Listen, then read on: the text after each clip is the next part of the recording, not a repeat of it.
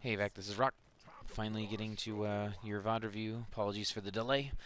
So this is your match, NGS match on Garden of Terror here. You asked me to review how you did on Valla.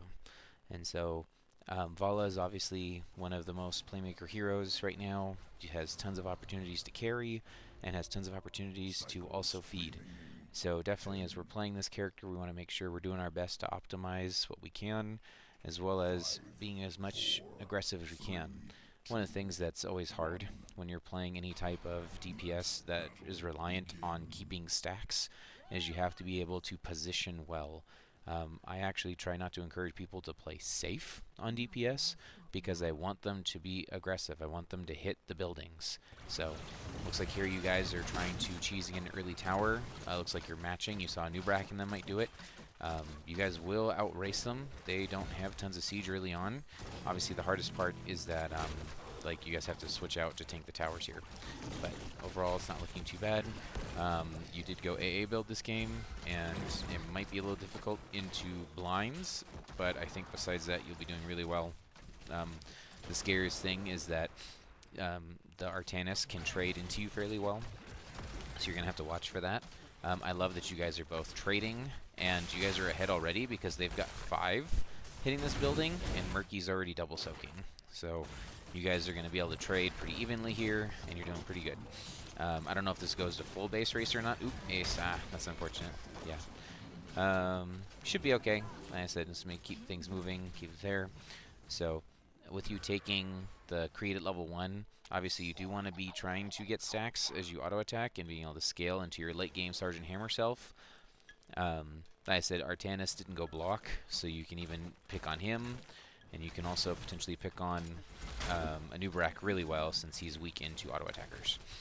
So we're doing camps. Murky and them, they stole top, so they haven't really left top yet. That's good calls that they're still there. I'm going to speed things up since you seem to be stutter stepping just fine.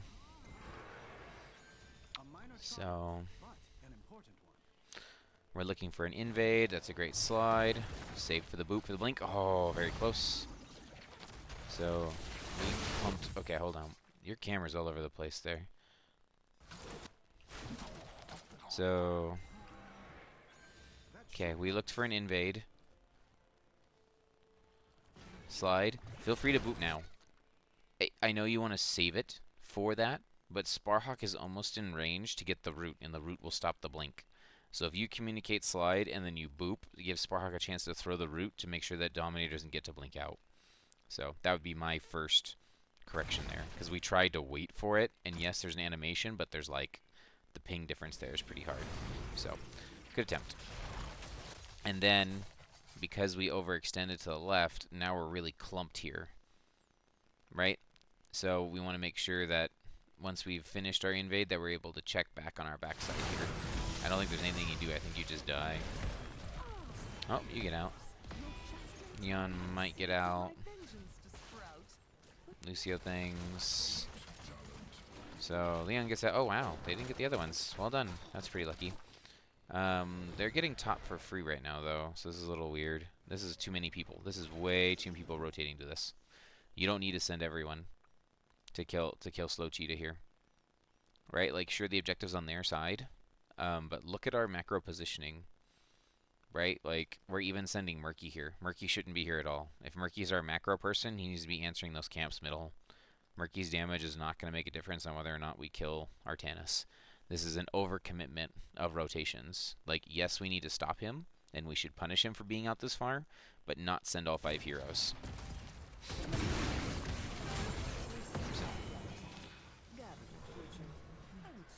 Okay, yep, you need mana.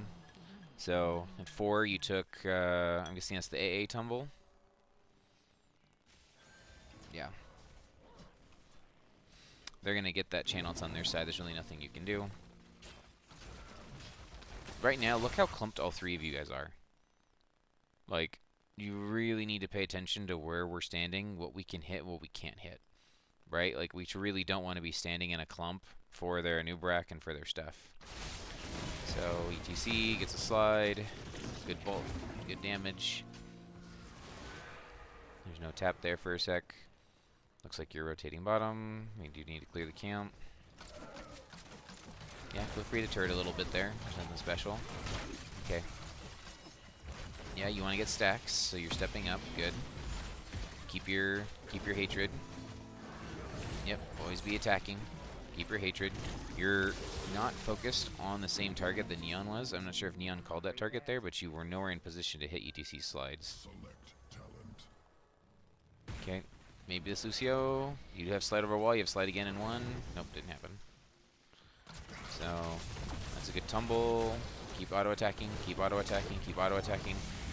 We're not running from this. That's right, keep auto-attacking. Oh, no, don't run. I honestly think you can continue to keep fighting here. Like, so Anub'arak is really weak into autos. Phoenix with no shield is really weak. And Lucio has no burst heals, right? So after this tumble here, he already used the first stun, so he doesn't have another stun. So the only other thing that can CC you is if you get swapped. You see where Artanis is. So just start auto-attacking him and moving up, right? We found Phoenix now, so now that they've used the swap, they have no stuns available. So you should be able to just free auto-attack. There's nothing left that can stop you from auto-attacking. So auto your heart out. You have Sparhawk here. Sparhawk should have a D up for you. Oh no, he used the D a little bit earlier. Okay, but either way, this is 4v4, and you guys are much better brawlers. You have Orphea and yourself. So attack, attack, attack.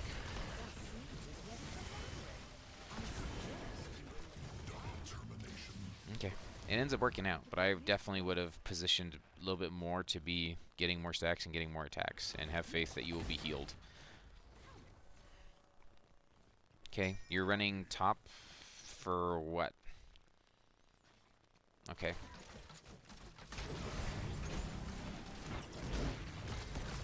Oh, we're gonna get him? Nicely done. That's a good route. That's a good slide. He's dead. Well done, guys. They definitely are not respecting the AA damage that you have. You've got your 10 stacks. Keep it going. Keep your bursts going. Definitely you can trade buildings here. It kind of sucks that the seed's on the bottom side, so once you've done trading buildings, you're going to lose the seed. But you will definitely get the building, and they may not secure yours. Yep, there you go. So you're up on seed. Well done. So go ahead and run back towards mid. You've got 10s first.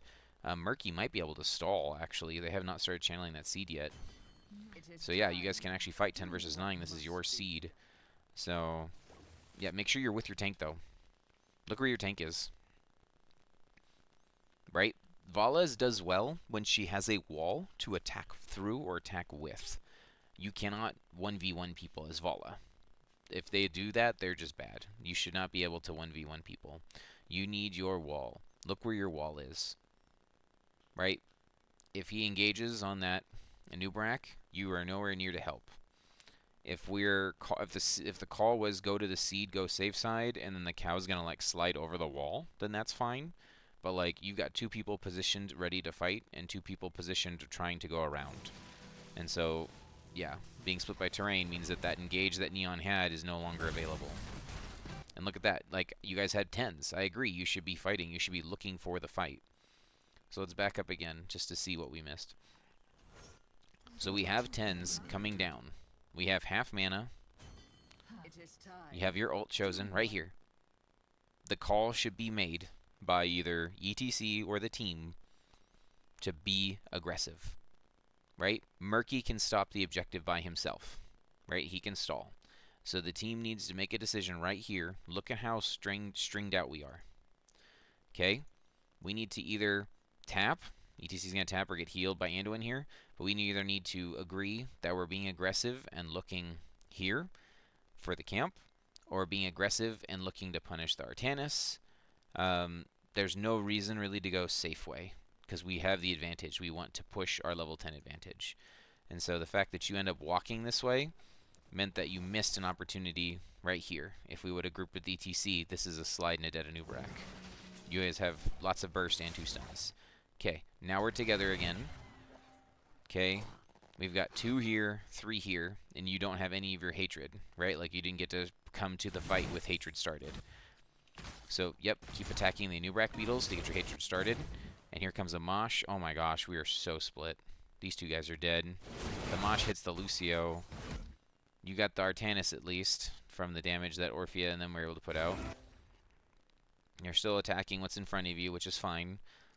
But we're not attacking... I don't know if... Yeah. Okay, we still got him. Move and attack, move and attack, move and attack. Yep, move and attack. Look at where your engage is.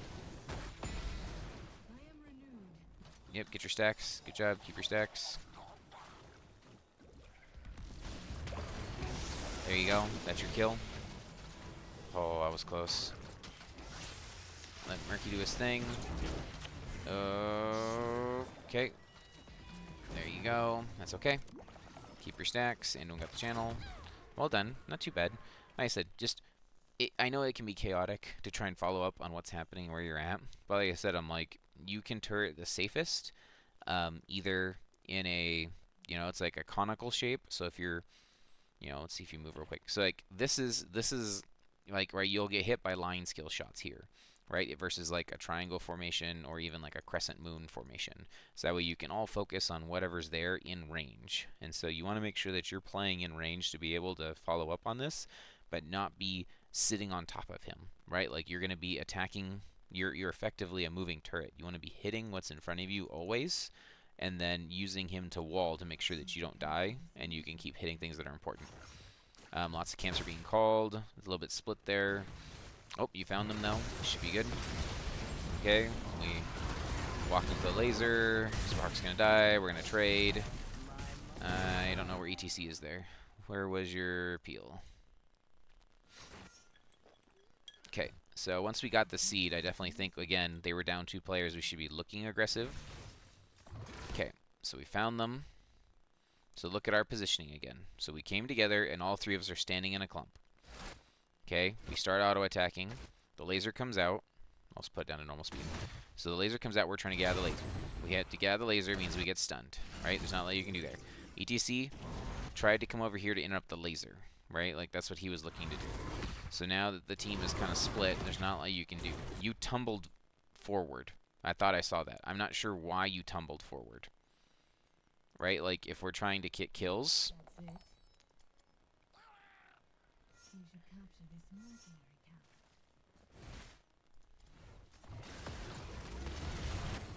Okay, if you were worried about dying from the laser, right, tumble immediately. Right, just reposition immediately if we're not fighting. So that way you're not taking damage. Instead, we're auto-attacking, throwing our stun to help peel for Sparhawk, throwing our second stun to peel for Sparhawk, and then you tumbled forward. So our one repositioning tool we've just used forward when Sparhawk is backwards. Ace is looking to go backwards. The ult from Orphea is splitting their team. Like, tumbling this way looks amazing, because you can still get an auto attack off on the Anubarak as you tumble this way, versus tumbling in towards your death. Right? Because then you got the bonus attack off. Right? But, like, if you would have tumbled here, you could have auto attacked still, and then been in range to either get pulled by Anduin if Anduin has a pull for you over here, right? Because you can come this way, or run towards your tank. But effectively at this point, you say it's like you're just getting 1v1'd, and there's not a lot you can do. Like Sparhawk, you had that laser on him for way too long to be able to try and heal you. So, yeah, I think it's a little messy there. We ended up trading 1 for 1, and they got a lot of value out of it because you guys were ahead.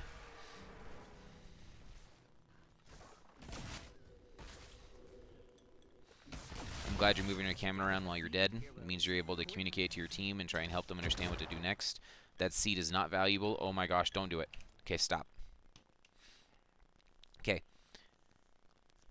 On Garden of Terror, you do not want to be forcing fights on their side of the map for seeds that are not game-winning, right? You guys have a chance to get 13s, and then the next seed will be your side, bottom right, right? Because the last seed was here.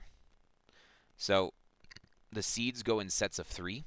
They go similar to Cursed Hollow. If the first seed always spawns bottom half on Garden of Terror, so it's going to be either this spot, or this spot. And so let's just pretend it's right side, right? First seed spawn right side. The next seed will spawn either top middle or top left. It cannot go the exact same corner as it just was. So it will give you one of these two. I believe it's top middle next always, because it goes in a V shape. So it'll go here, here, and then here, right? So that's 1, 2, 3, effectively giving each side one, right? Whether it be top left or top right, right? Because the last one will spawn on the left side no matter what. It'll be one of these two. It's not guaranteed to be bottom, but it effectively always does 3 to where both sides get a favorable seed, then neutral seed. So it goes favor, neutral, favor, neutral, favor, neutral, favor. It doesn't go in that exact like pattern, but it will always do it that way. So this seed being their side, right? This is the seed that's easiest for them to poke and the easiest for them to defend. We don't have a talent tier advantage. We don't have macro advantage. We have a little bit of push here and a little bit of push here, but no one's showing to clear those. So we don't really have a reason to fight. If we had a Junkrat, if we had, you know, Zagara, folks that like Chromie, stuff that can like super poke and stall, beautiful. Let's stall safely, right? Your best poke is Orphea, and Orphea is not really poke. And so we really don't want to be forcing a fight. Like, if we can slow it down, that's fine. Okay, ran to the Murky, which doesn't matter. But, yeah, this is not a fight you want to force. Okay, we're going to get our kill. Dominator blinked in. Keep attacking, keep attacking, keep attacking, keep attacking. Run towards your ETC.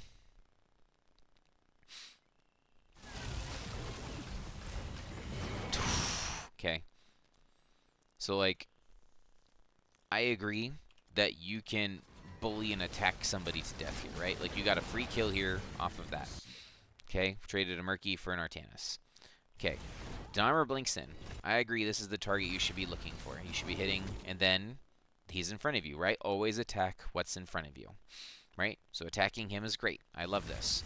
Okay, you need to be seeing at this point right here, right? As soon as someone goes out of vision, where's my team? Right? Because you want to be hitting what's in front of you. So you can be calling as the DPS, I can hit Lucio. I can hit Lucio. I can hit Phoenix.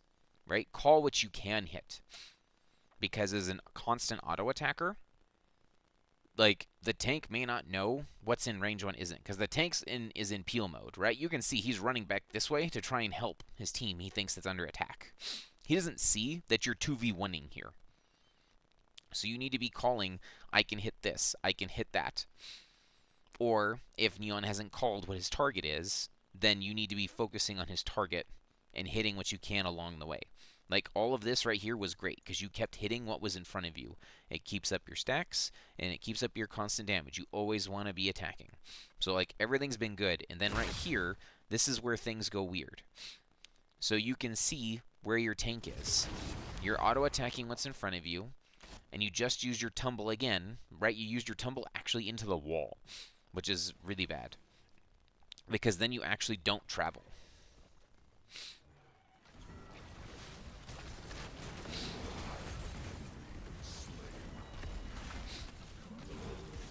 Okay, right here. We'll play it slow so you can see how you tumbled. You tumbled into the wall. So the extra mobility you would have been able to get to reach Lucio, you screwed up because you mobilityed into a wall. There's a lot of heroes that doing things near the wall gives them advantages, and others doing things near a wall screws you over. So you really gotta be careful about which movement skills you're using near a wall. Because you didn't tumble the full distance, you're gonna miss the last auto attack on him that you needed. Right? If you would have full tumbled here, you would have been able to hit him 2 more times, and then you could have been able to run towards your ETC or run towards Sparhawk. But you can't come back in and solo him unless you've got comms from Sparhawk that's like, I got you.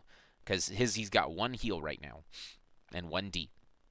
Look where his focus is. It's on a new Barak. right? There's like he just healed ETC, moshing, zoning mosh, right? Like, are you calling, hey, I need heals, or hey, I'm dueling? Because like you have a potential 2v1 here that you're winning, but like there's no support. Like ETC comes too late. Like maybe you get him. Nope, he's the kickoff. So I don't know.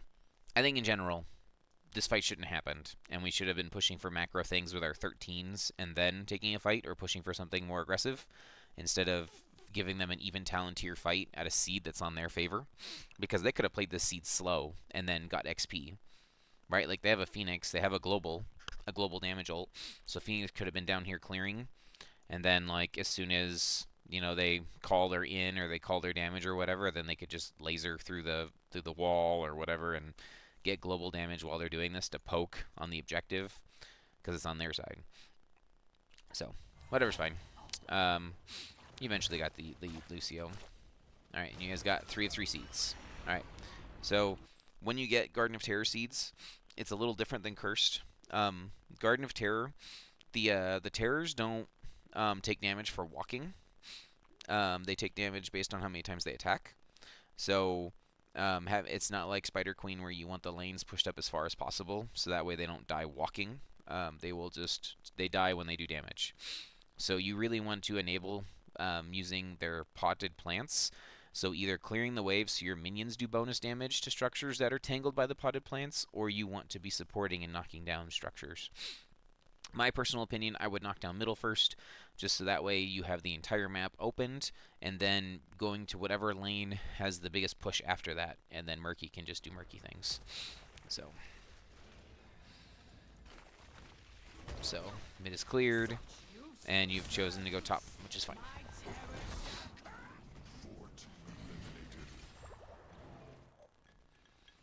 Didn't respect the 1v1. Oh, man.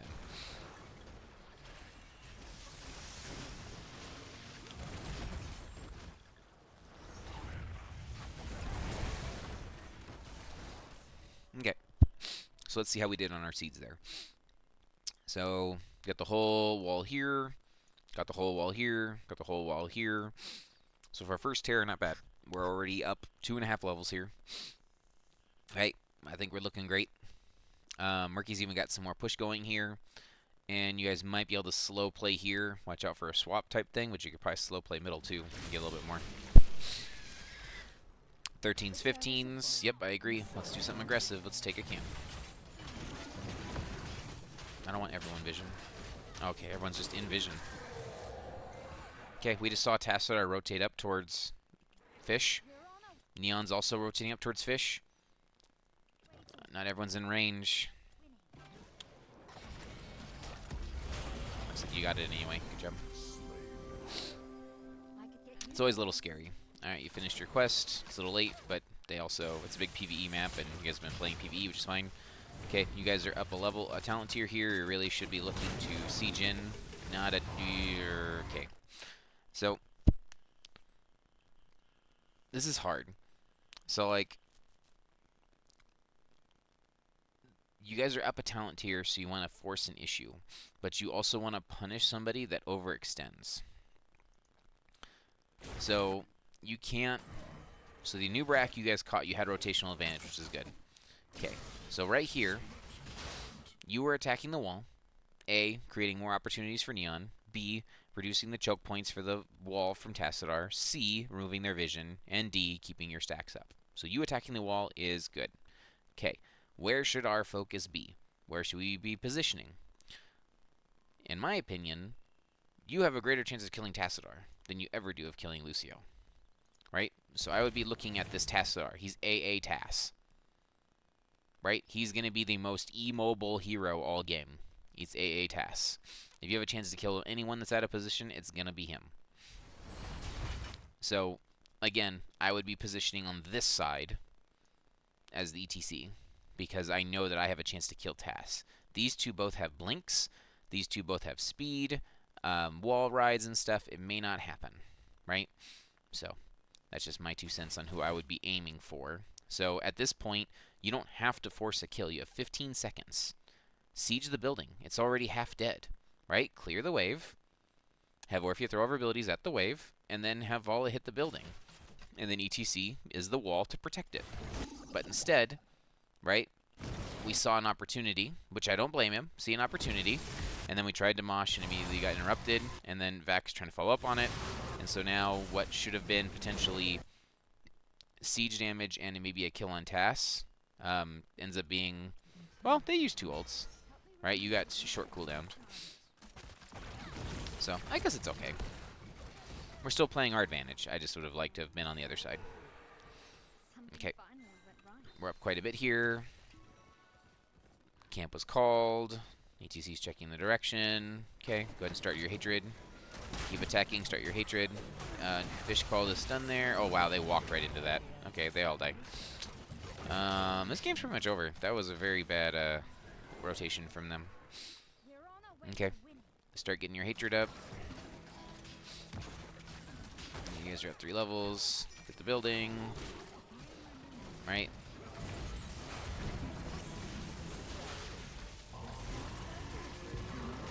All done. That's free. Probably do need a back. We just don't have enough health. We already got things left to fight for. We can start pressuring middle. Looking good. Yep. Just keep up your stacks. Keep up your stacks. Yep. So respecting what is the only threat on their team right now, right? Artanis is dead. So only threat is a new Brack. So a new Brack did take bigger ease on 4. So you do have to watch out for that distance that he can close. But if you guys are no longer supporting this, you need to back up. Yep. Good job. Okay, we're here as 5. We're trying to push our 16 advantage. I think Murky backdooring and suiciding for the building's okay. If he has, maybe he has the Octograb. Yeah, he has Octograb. So maybe you guys are looking for that. Yeah, there it is. So, good job. Traded Murky for a new Brack, and now we can siege. Yep. That's a... Ooh, Neon, you're probably dead. But Vac's getting the building. Hopefully Neon... Oh. Oh, no. Okay, hold on, guys.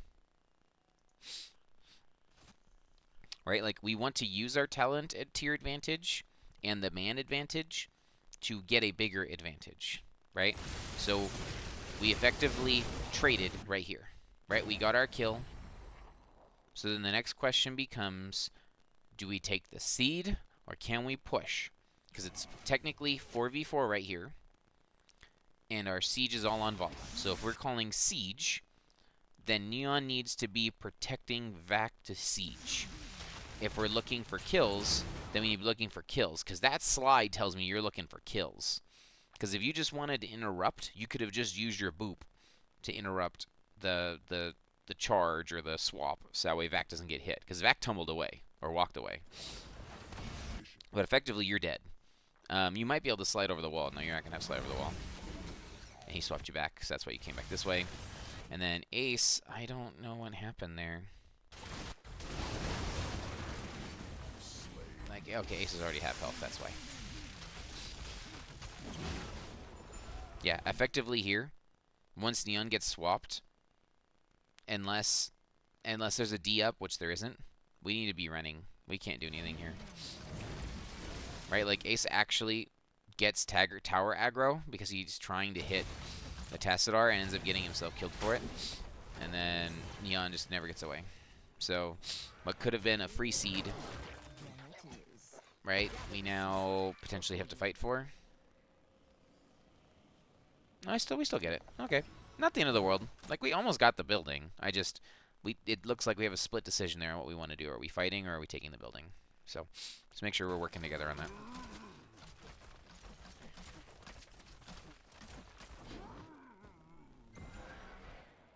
Well done.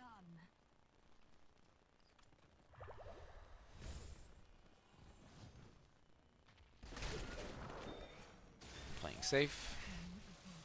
Getting mana, there's nothing to do. Fish is going to die again, but that's fish things. Okay, 2 of 3 seed, it's on their side. So once again, we have a huge macro advantage. Huge macro advantage this time. Right? We have top lanes already down. Mid lanes in danger and threat. Oh, and he just walked right into it. That's a dead guy. Yep. Keep auto-attacking that Nubrak. He's going to die. Oh, you got cocooned. Well done.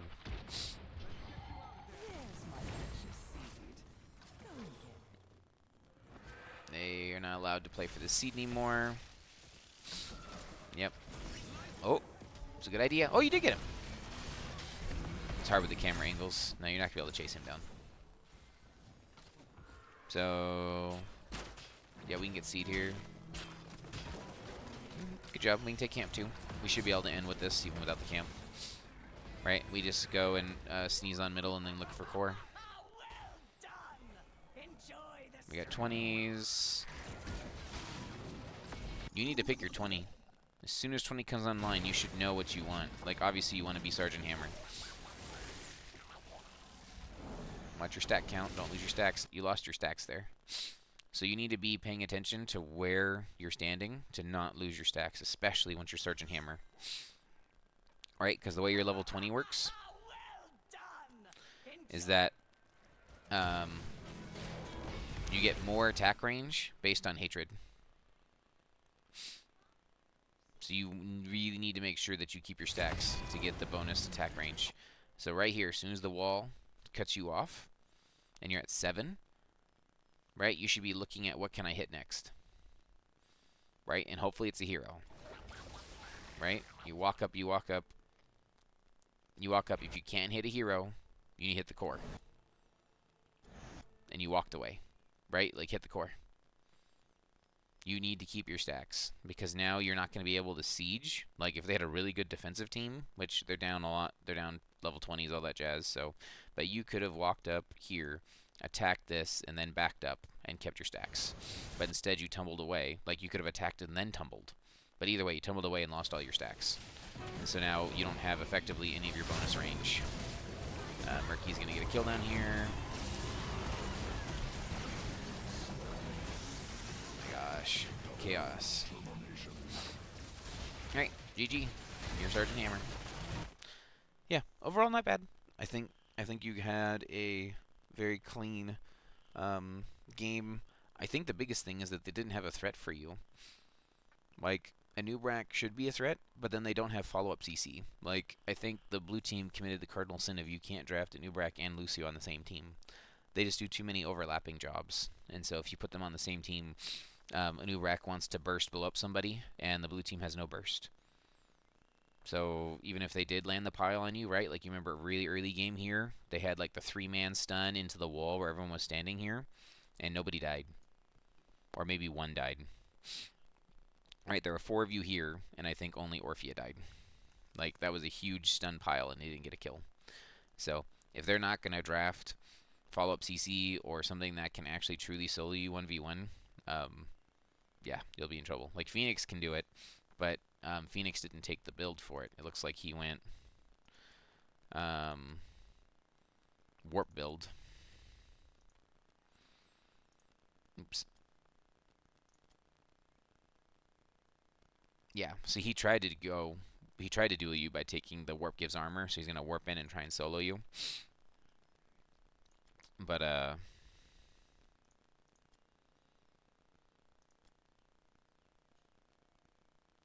yeah, I'm not sure if I'd have done this. I think